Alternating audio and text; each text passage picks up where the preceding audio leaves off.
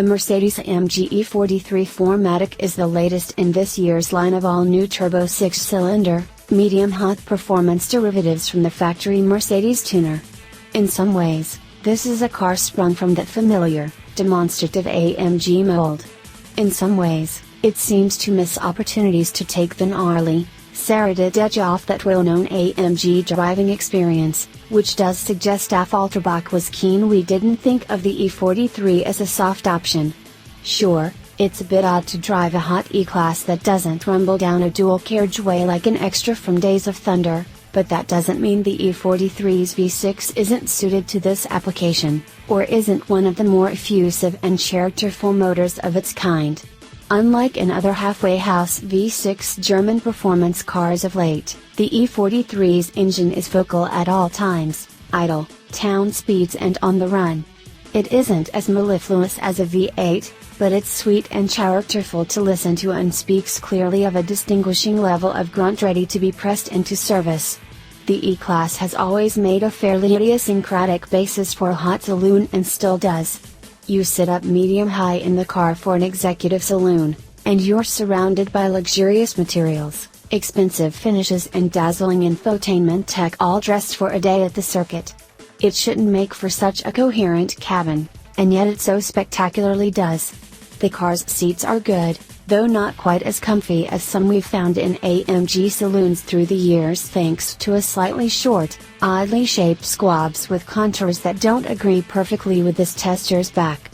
Otherwise, though, the E43's cabin is an exceptionally agreeable place in which to spend time, not to mention a predictably practical one if you opt for the estate, with its 1,820-liter boot. Surprise number one will come when you sample the car's fairly coarse, rumbling ride. Surely AMG might have taken the opportunity to better isolate the cabin of one of its bigger saloons here, you'd think, to juggle comfort against control in a way that's different from its 63 models? Nope. Whether you're an E43 or E63 buyer, you're expected to value the clear sense of connection with the road that an AMG provides. That also means the car thumps insistently over ridges and drain covers. The E43 is air-sprung, like its bigger V8 brother, and that fact undoubtedly contributes to the distant hollow roar of its ride. And yet the car's body control is at once close and progressive, with none of the disconnected wafty feel that air spheres can sometimes produce. It's flat and nicely hunkered down at all times, and grips hard enough to encourage an enthusiastic turn of speed, steering with nicely matched weight and directness, and showing good basic chassis balance as it corners. The hooliganism oversteer of a rear-driven AMG isn't possible, as little as that's likely to matter to most owners. The car's four-wheel drive system feels a bit dim and slow-witted if you barrel into a bend with the front axle loaded and then try to turn the car on the throttle. Grip levels aren't so high here, not the front axle so wide or clever, that the E43's outside front tire can necessarily be relied upon to stick when really subjected to duress. Meanwhile, when grip levels run out, the car's four-wheel drive system seems to shunt torque around a bit crudely and in large, unhelpful, unpredictable lumps.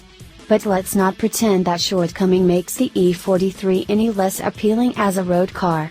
Of bigger impact is the realization that 384 pounds-feet of torque isn't quite enough to make the E43 feel effortlessly fast. You'll need to use full power, and often have to wait until that 9-speed gearbox has kicked down 2 or even 3 ratios, to make the car accelerate with true urgency. The V6 is at its best when zinging between 4,000 and 6,500 revolutions per minute anyway, turbo or not, and feels more forceful on song than plenty of rival V6s we can think of. Still, you wouldn't say this particular Mercedes feels over-engined or holds much power in reserve. Where AMGs are concerned, that takes some getting used to.